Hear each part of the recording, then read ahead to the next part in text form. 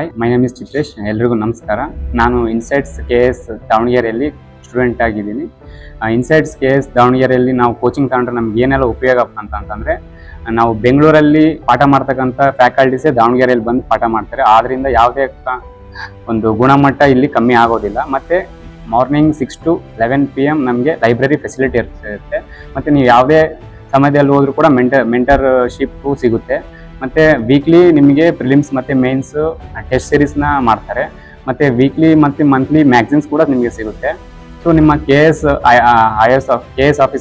Officers ಆಗಬೇಕಪ್ಪ ಅಂತಂದರೆ ನೀವು ಬೆಂಗಳೂರಿಗೆ ಹೋಗೋ ಅವಶ್ಯಕತೆ ಏನಿಲ್ಲ. ನಿಮ್ಮ ಕನಸನ್ನು ನೀವು ದಾವಣಗೆರೆಯಲ್ಲೇ ನೀವು ಈಡೇರಿಸ್ಕೋಬೋದು. ಇದನ್ನು ಮಾಡಿರ್ತಕ್ಕಂಥ ವಿನಯ್ ಸರ್ಗೆ ನಾವು ತುಂಬ ಥ್ಯಾಂಕ್ಸ್ ಹೇಳ್ತೀವಿ.